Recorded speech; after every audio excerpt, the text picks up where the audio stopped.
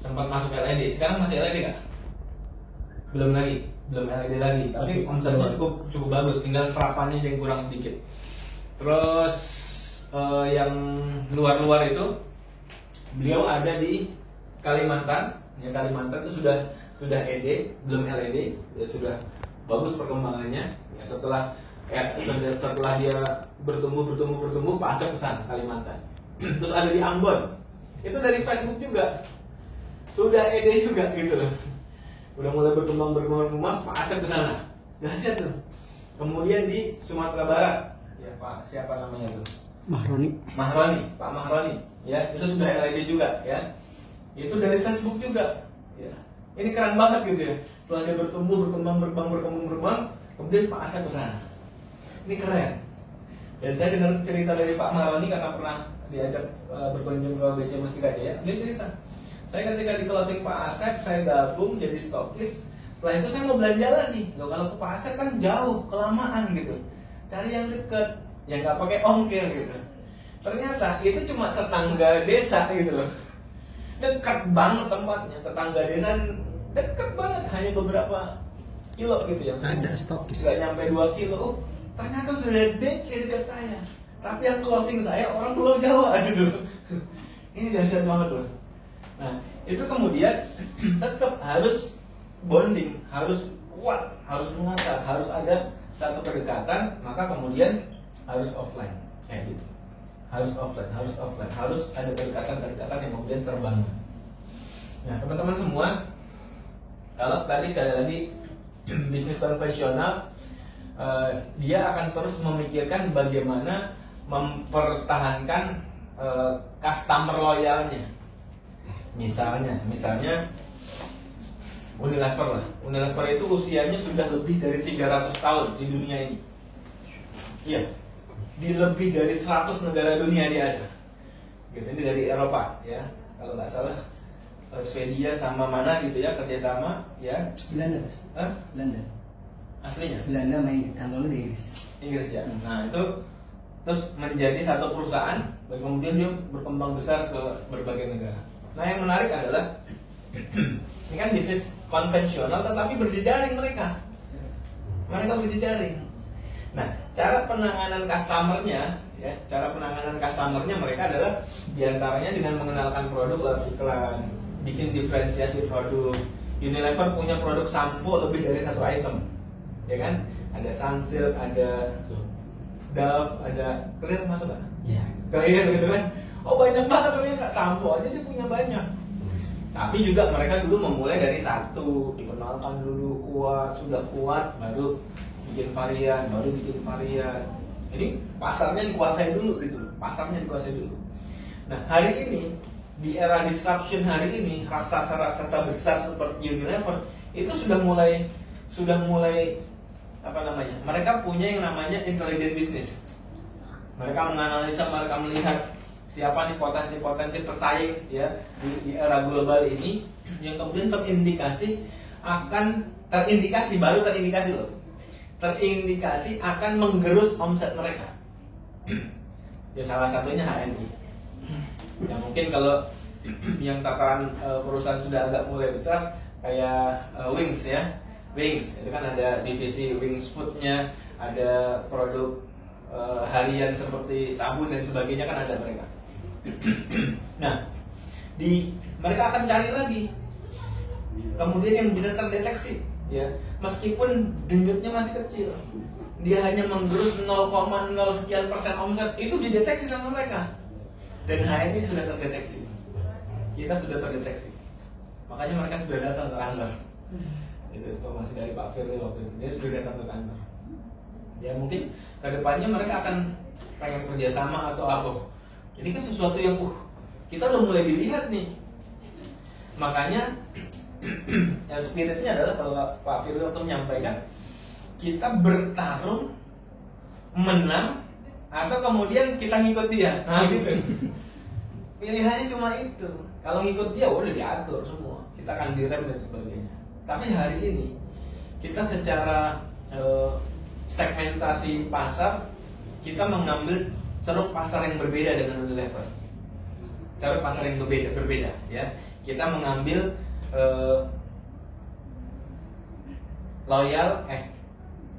Muslim taat. Satu, Muslim taat, kemudian middle up income. Income ya middle up itu biasanya sih 10 jutaan ke atas, tapi kita masih bisa definisikan 5 jutaan ke atas. Kalau yang di bawah itu ya mungkin belum bisa jadi customer loyal, kecuali beberapa produk dia trust, ya paling 1 bulan beli 2-3 item produk ya, sabun 1, pasta gigi sama MHS gitu ya. Kalau kopi ya belum lah Pak, belum cukup saya dan sebagainya. Saya kopinya kopi yang lain aja misalnya gitu. Ya it's okay juga. Tapi kemudian yang menarik adalah bahwa kalangan muslim taat ini kategorinya sholat 5 waktu. Iya. Puasa Ramadan. Iya. Karena ada orang puasa Ramadan dia sholat 5 waktu. Sholatnya paling 2 waktu ada. Tapi puasa dia puasa gitu. Nah, kategorinya adalah sholat 5 waktu. Dan ternyata kalau kita hanya bermain di kalangan kita hari ini, orang sholat banyak. Ternyata apa? Dari penduduk Indonesia berapa sih? 250 lah, 250 jutaan lah ya. Ini hanya 25%-nya aja kok. Kurang lebih 75 juta ya. Iya 70.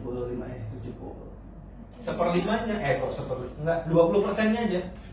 20%. Ya, hanya seperlimanya saja di seluruh Indonesia itu. Ini yang muslim berapa? Kan muslim itu 80% ya. Taruhlah muslim 250 juta lah.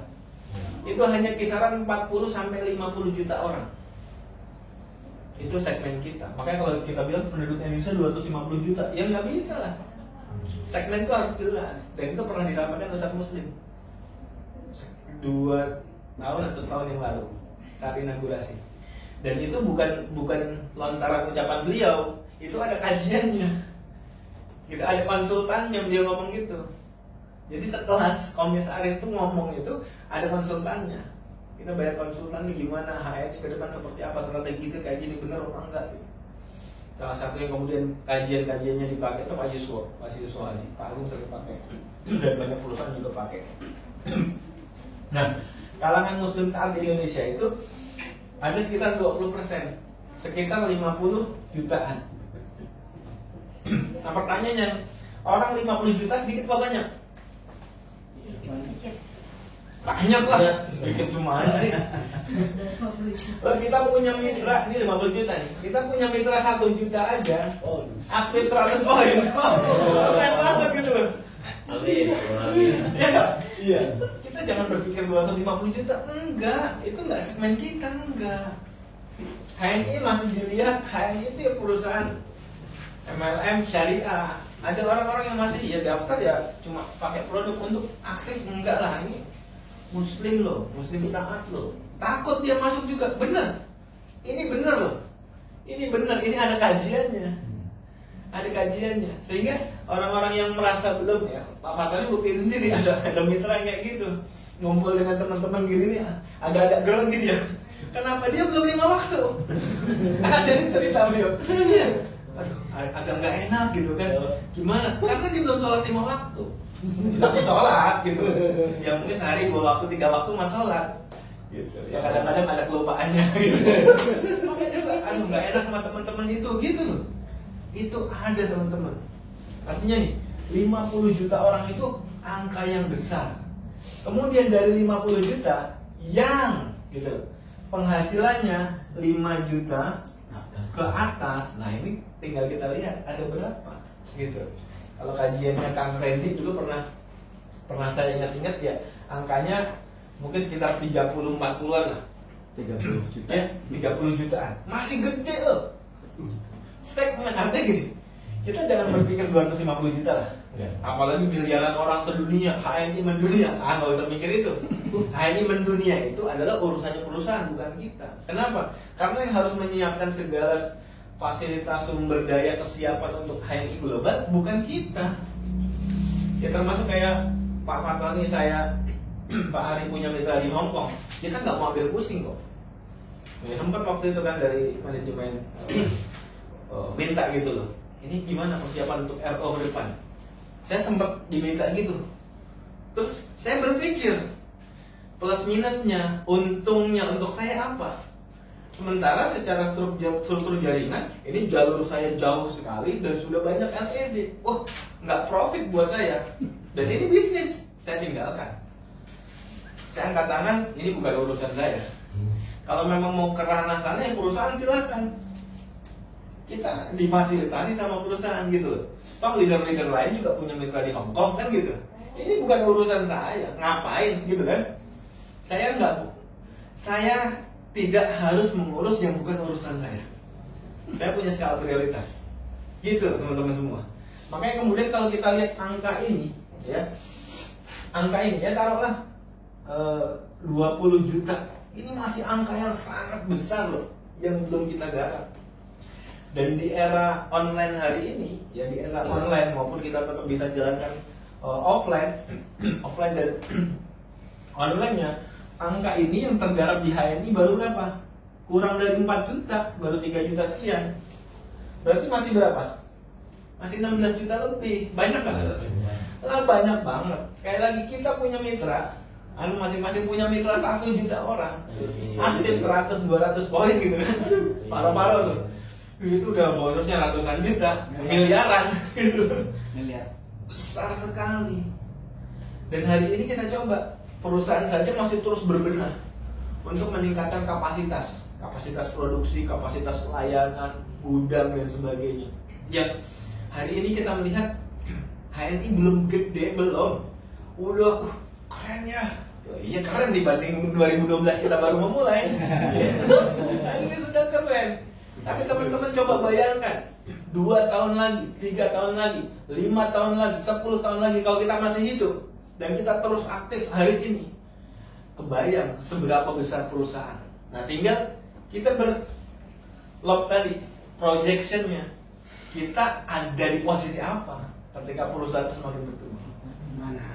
Ada di mana? Jadi LED yang omsetnya berapa, jaringannya berapa juta orang, gitu loh maksudnya. Hanya ngeliatin doang. Apakah kemudian capek berhenti omset saya baru 3.000 poin misalnya, omset saya baru 10.000 poin capek udah pontang-panting. Sementara 5 tahun lagi temen satu coachingan omsetnya sudah 1 juta poin, saya berhenti gitu loh. Dan ini kejadian waktu itu. Ini masih di grup saya, jadi saya bisa cerita itu karena real. Ini orangnya masih hidup semua. Ya kan kita cerita, kalau udah nggak hidup kan ya beda cerita. Ini orangnya masih hidup semua. Tapi ini dibahas bicara tentang prestasi, bukan tentang baik buruk ya, enggak. Ini bukan tentang baik buruk, bukan tentang dosa, bukan tentang aib, enggak. Ini tentang prestasi. Ada si Fulan sama si Fulan, mitra yang sama-sama saya coaching di 2 jalur berbeda. Bukan di level pertama saya, di level kedalaman, level ketiga, satunya level nggak salah ketiga atau sama-sama level ketiga, ya, sama-sama di level ketiga dari saya, 2 orang ini. Posisinya sudah sama, ED pangkatnya. Kejadiannya di tahun 2015. Mereka berdua sudah ED. Omset mereka berdua itu mirip-mirip, deket-deket. Pak Fatoni mah belum, 2015 belum omset berapa?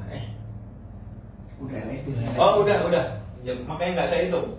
Pak Fatoni udah mulai lari gitu kan. Saya lepas nih. Nah 2 orang ini masih dekat gitu ya, masih dekat. Terus saya coba sparring partner kan.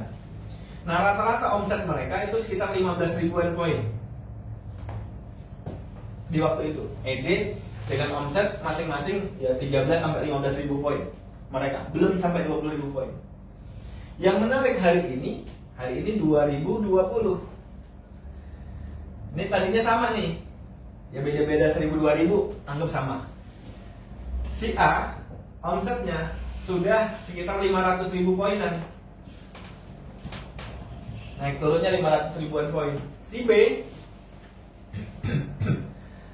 tidak beranjak dari 30 ribu, bahkan belum sampai 30 ribu. Pernah sih, tapi setelah itu di 25, 28, 25, 28, 29, ya kadang-kadang di bawah 25 gitu. Coba nggak bedanya? Hanya waktu selang berapa tahun? 5 tahun. Hanya 5 tahun. Kenapa? Karena si P dia tidak segera membangun kedalaman mindsetnya, nggak segera mengokohkan, dan dia nggak segera menumbuhkan motivasinya ke atas membesar. Masalahnya itu, Pak Tony tahu banget gitu kan, apa yang dilakukan si B. Tahu banget. Gitu. Ya bahkan baperan, kalau saya kan suka tes gitu, nggak kuat ya, udah gitu. Akhirnya mendekat ke mentor terdekatnya, ya dilus-lus, wah nggak apa-apa, dia motivasi aja gitu. Kalau Pak Tony kan tas sama saya sakit hati, datang ke mentor terdekatnya, dilus-lus nggak betah, balik lagi ke saya. Kenapa? Karena saya punya prinsip, orang itu kalau dia punya potensi leader yang bagus, leadership yang bagus, dia punya potensi sukses, dia mau ditampar sekalipun, dia mungkin saat itu sakit, dia marah, dia kesel, tapi suatu saat dia akan kembali. Dan saya sering sampaikan dulu di awal-awal, ini ke leader, khusus leader, kalau diumumkan enggak. Saya sampaikan ke tataran leader, kalau ada ucapan-ucapan saya yang kemudian membuat sakit hati teman-teman sekalian, itu saya sengaja, saya bilang gitu. Dan saya nggak akan pernah minta maaf. Saya bilang gitu, karena suatu saat nanti teman-teman akan berterima kasih sama saya. Saya gituin. Ya teman-teman Kerawang itu, ibu-ibu juga pedes, saya pedes ngomong. Gitu. Bahkan kalau nyindir fisik saya kasar banget. Dulu, sekarang nggak berani lagi. Ya kayak Bu Lela itu udah, Bu Siti Muninga itu udah paham banget itu. Udah makanan mereka sehari-hari kalau saya sering ke sana itu dah. Jadi coachingan juga julukannya kayak gitu. Tapi alhamdulillah, ya hari ini mereka merasa alhamdulillah, dulu digituin gitu loh. Dulu bener-bener gitu. Dilemparin istilahnya gitulah. Alhamdulillah hari ini mereka jadi kuat, jadi bertumbuh. Seperti halnya kalau kita hari ini paham tentang fenomena COVID, bagaimana COVID-19 bekerja. Kan dia tidak akan memberikan efek yang parah buat orang-orang yang imunnya bagus, benar gak? Begitu juga motivasi yang keras, yang menyakitkan hati saat kena itu, saat pertama kali kena, dia gak akan membuat orang itu jadi lemah, mundur, hanya karena rasa sakit hati di awal. Sialan, bener juga sih, tapi gak enak banget ngomongnya gitu. Nyakitin banget sih, pedes banget sih. Tapi setelah itu dia, oh itu vitamin buat saya. Tapi sebagian orang yang gak kuat, yang baperan, dia akan mundur teratur. Wah, gak bener nih, mentor gini banget sih ngomongnya, gak ngenakin banget sih, nyakitin banget gitu. Akhirnya dia mundur teratur. Nah yang satu memilih untuk tetap bismillah deh, gak apa-apa deh, biar ngomongnya pahit, pedes, kejem, dan sebagainya. Tapi saya harus bertumbuh dan memang itu benar yang disampaikan. Saya belum menjalankan bisnis ini dengan baik, ya saya harus perbaiki. Dia begitu. Saya siap ikuti cara arahan mentor. Saya siap terus belajar menumbuhkan mindset saya. Karena sukses itu, yang namanya sukses itu dibangun dari ribuan ton mindset untuk kita bisa bertumbuh sukses. Nggak bisa kemudian kita baru belajar sekali, baru ikut kelas motivasi sekali, baru ikut coaching sekali, baru baca 1-2 buku, bismillah, saya pasti berhasil, pasti sukses. Ya nggak bisa. Butuh proses untuk kemudian mindset ini terus semakin mengakar, mendalam, kuat, sehingga nggak bisa digoyahkan, nggak bisa dicabut lagi. Dia semakin kuat. Nah ketika dia sudah akarnya semakin kuat, maka kemudian kita harus punya visi. Motivasi itu visi, niat gitu loh. Mau kayak gimana nanti? Mau berapa yang kita dapat dari bisnis ini? Jangan kemudian, ya enggak salah kalau ada orang yang motivasinya di bisnis ini adalah sebagai penyampai produk halal. HNI sebagai penyedia produk halal. Terus para agen ini sebagai penyampai produk halal ke pangkuan umat. Bener. Tapi jangan cuma itu motivasinya. Kalau cuma itu akhirnya ya udah ngirim-ngirim produk doang gitu. Selesai. Sekedar mendeliverkan produk. Ya kalau niatnya mulia ya insya Allah ada amal soleh di sana. Tapi kan sayang kalau cuma itu. Kenapa nggak dibangun gitu loh? Dibangun big dreamnya, motivasi kuatnya apa? Oh saya mau dapat 50 juta per bulan. Kenapa? Itu kan harus ada alasannya. Kasih turunan lagi. Apa namanya? Breakdown. Iya di breakdown lagi. Di breakdown lagi. Alasannya apa? Ya saya mau hidup lebih layak bersama keluarga. Biar keluarga saya dapat nutrisi yang baik misalnya.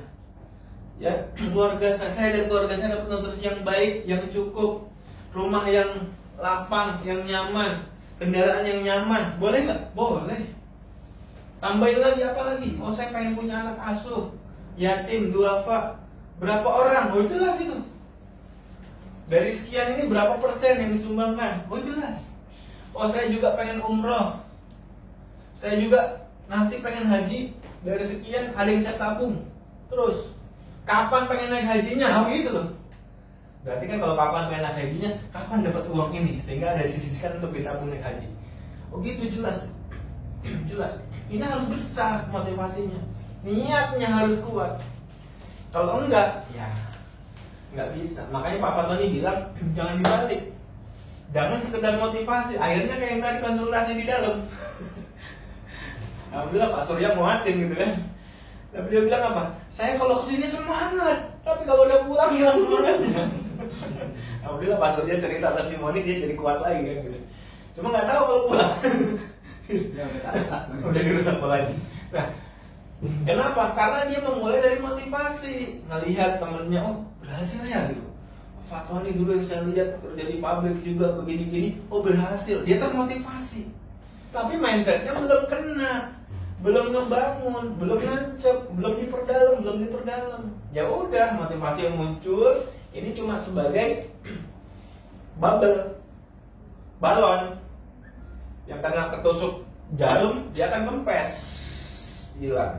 Datang ke sini, ditiup lagi, tambalannya ditember, udah lagi motivasinya, yakin lagi, pulang bocor. Kenapa? Karena belum ditanam. Makanya mindsetnya harus ditanam. Motivasinya secara bertahan ditumbuhkan. Ya kayak filosofi pohon kurma kan. Pohon kurma itu kan kalau ditanam dia ditindih dengan batu dulu, maka dia akan menghunjam dulu ke dalam. Kalau di sana gitu, kalau di Arab, nggak tahu kalau di Indonesia tekniknya. Yang saya dapat kayak gitu, menghunjam dulu ke dalam, akarnya kuat, baru kemudian dia akan muncul ke permukaan dan batu itu akan tersinggir sendirinya. Sehingga dia berpuluh-puluh tahun dia tetap kokoh pohon kurma itu di kondisi kering sekali. Ini luar biasa. Berarti apa? Dia mindset yang kokoh, yang tangguh, yang kuat, dalam sekali, bonding sekali. Kemudian dia menumbuhkan motivasi yang besar. Nah kayak gitu. Baru nanti setelah ini clear, kita akan metodenya kayak gimana yang harus kita pakai. Tempoh hari saya sharing ini. Ini jadi ilmu. Jadi wah ini jadi modal nih. Saya ngobrol-ngobrol gitu kan sama istri. Jadi modal nih untuk menyampaikan di kelas teman-teman.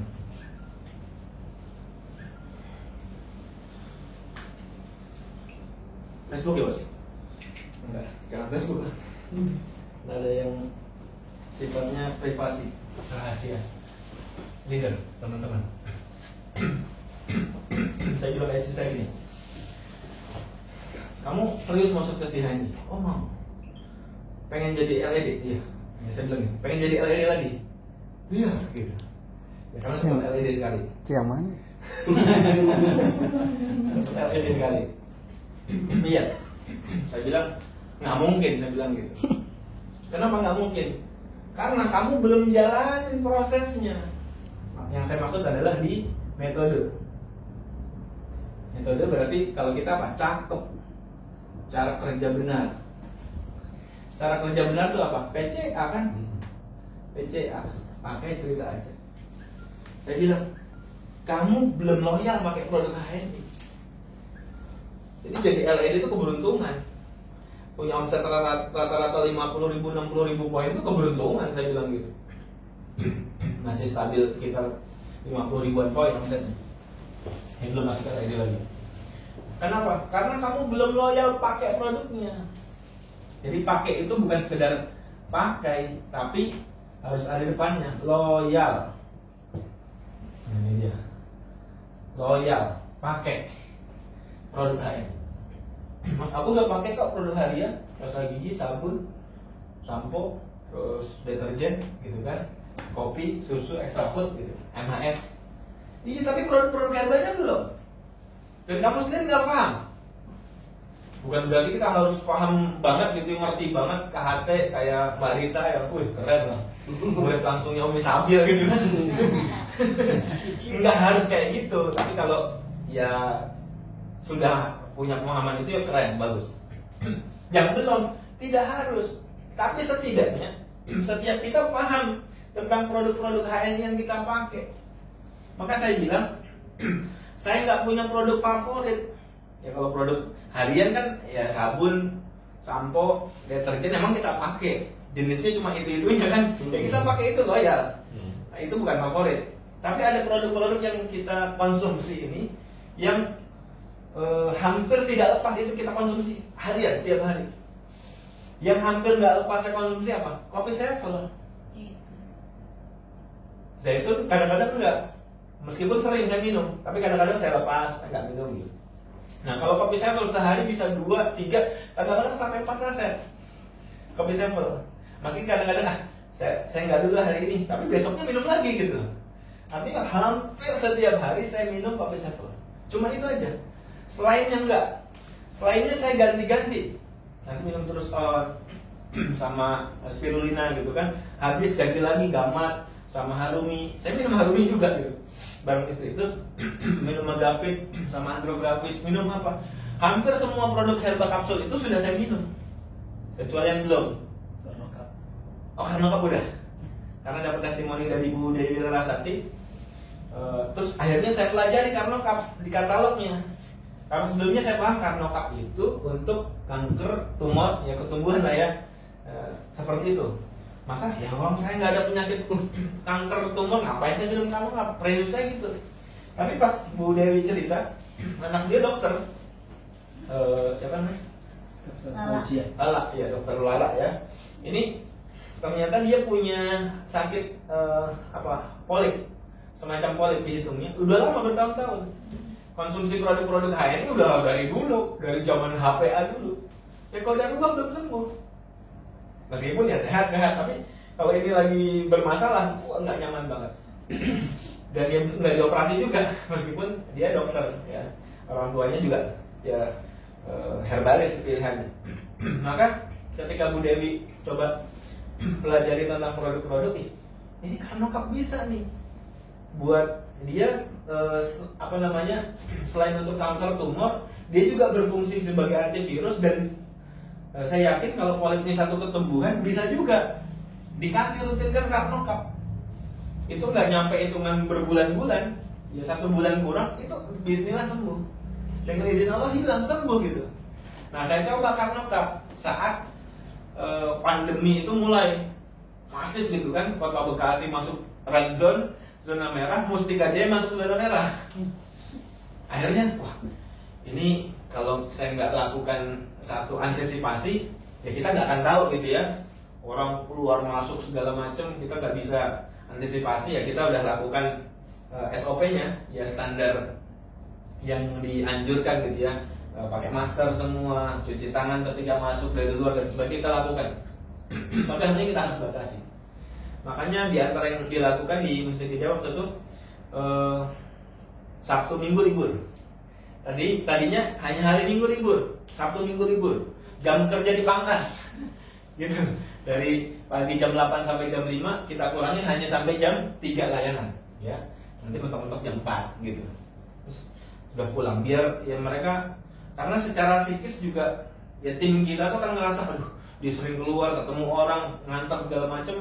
Bisa jadi nanti sakitnya bukan karena kena COVID, tapi karena secara psikis dapat informasi gitu loh, psikosomatik. ya akhirnya kena gejala-gejala mirip COVID, padahal bukan COVID. Nah maka saya harus lakukan satu treatment gitu kan, satu treatment dan juga sekaligus pencegahan dan treatment. Maka dikurangi waktunya, liburnya ditambah, terus jam kerjanya dikurangi gitu dan sebagainya. Meskipun imbasnya omset turun 2 bulan kemarin drastis banget, tapi alhamdulillah. Nah yang menarik adalah di awal-awal itu saya mau cerita tadi adalah akhirnya saya ingat testimoni Bu Dewi Rasati. Wah iya Carnocap ini. Carnocap ini laris bagi teman-teman yang sudah punya testimoni seputar ketumbuhan. Alhamdulillah ada aja yang beli gitu, rutin.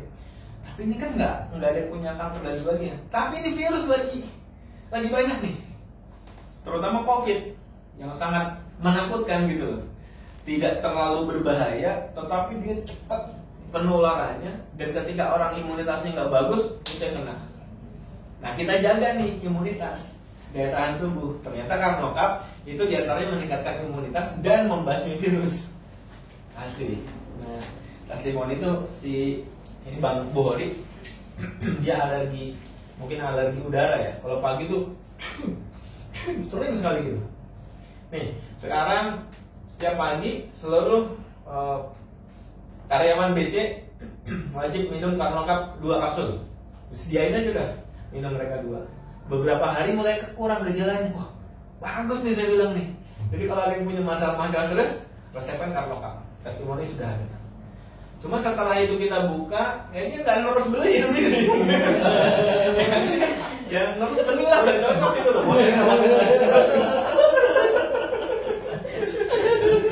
Ya kadang-kadang masih suka muncul, tapi nggak sering dulu waktu itu gitu.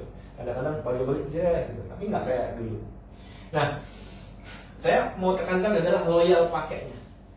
Jadi produk-produk kapsul itu setiap kita explore gitu. Oh, saya lagi kondisi begini nih, saya butuh herba ini. Tapi jangan terus-terusan herba itu, nanti bulan depan ganti, habis botol ini ganti yang lain, ganti yang lain, ganti yang lain. Sehingga apa? Kita punya feel yang kuat. Untuk apa? Untuk melakukan cerita. Itu loh maksudnya proses nih, PCA itu. Loyal pakai produknya, sehingga kita punya feel yang kuat untuk melakukan cerita. Bukan sekedar cerita tanpa makna, enggak bisa teman-teman.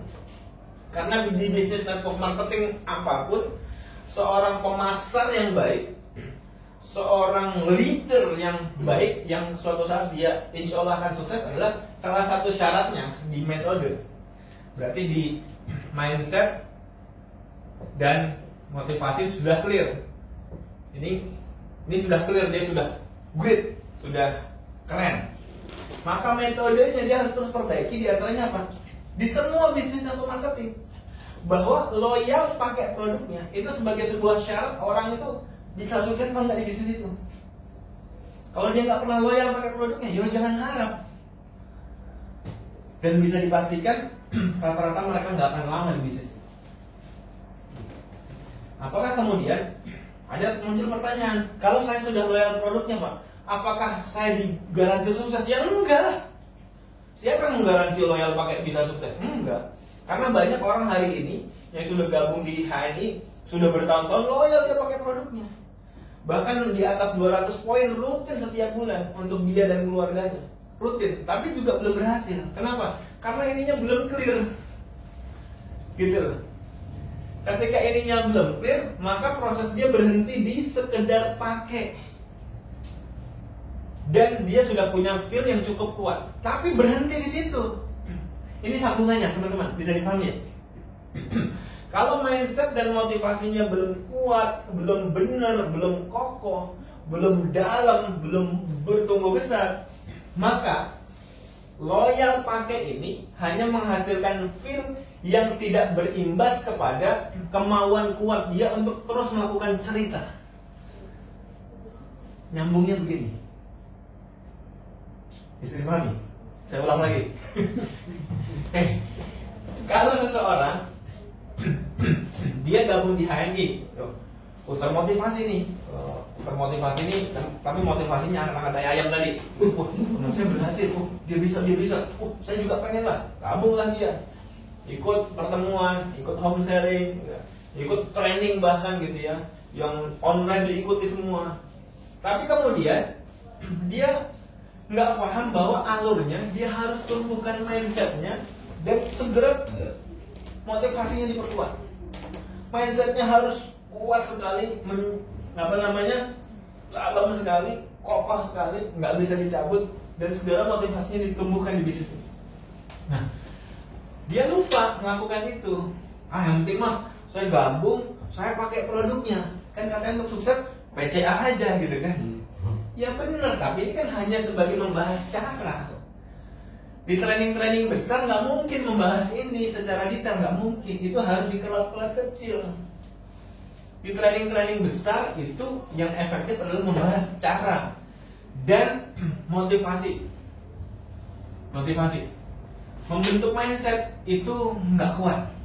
Itu harus pendekatan personal, pendekatan di kelas-kelas kecil kayak gini. Itu baru bisa efektif. Kalau kelas besar itu perlu sekian training diikuti baru ngebentuk. Tapi di kelas-kelas kecil ya, pelan-pelan sambil ngopi bareng, sambil makan snack gitu kan. Ini kuat, bondingnya kuat, tancapnya kuat.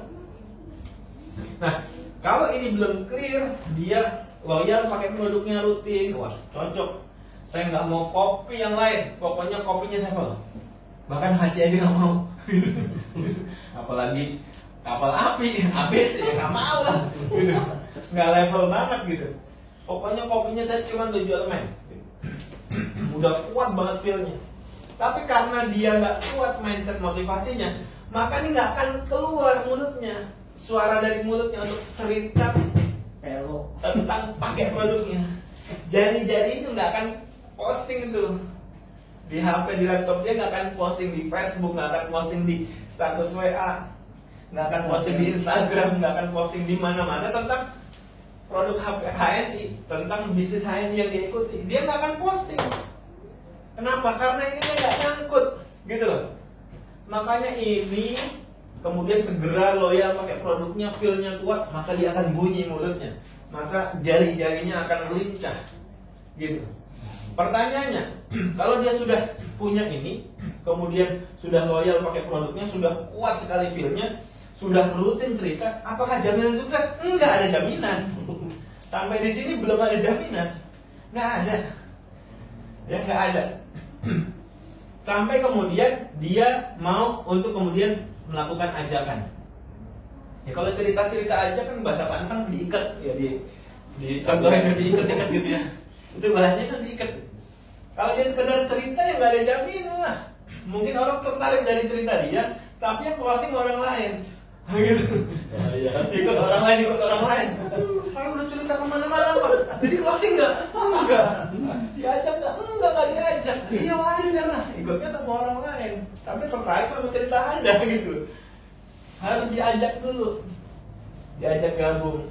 Apakah orang yang tertarik dari cerita kita tentang produk HNI, tentang perusahaan HNI yang kita ceritakan, lalu kemudian dia gabung?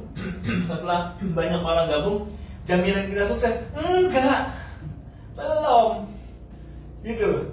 Jadi kalau orang baru nggak memahami proses ini, dia sudah cerita sudah ajak, sudah punya mitra, akhirnya aduh capek Pak, kenapa? Saya nggak sukses Pak, saya nggak sampai LED Pak. Banyak mitra-mitra saya yang sudah gabung nggak aktif Pak, nggak belanja lagi Pak. Ya emang kita harus sampaikan dulu proses ini, nggak ada jaminan sukses Anda ngajak.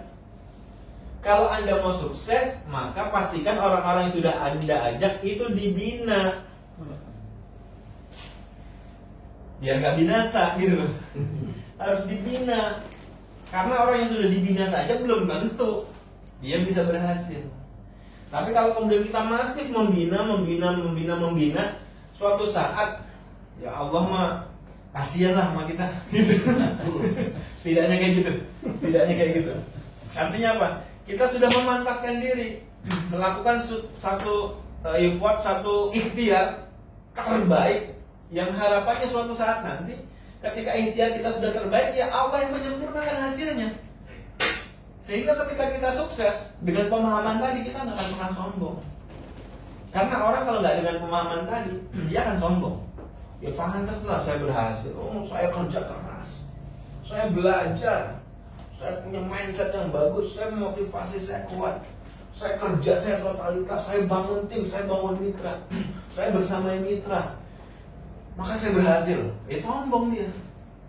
Tapi kalau cara berpikirnya sampai di sini, ini adalah satu ikhtiar terbaik yang saya harus lakukan supaya Allah nanti sempurnakan kesuksesan untuk saya, berikan kesuksesan untuk saya. Ya, bukan karena sekedar ikhtiar kita, tapi Allah tuh melihat kasihan nih hamba nih gitu.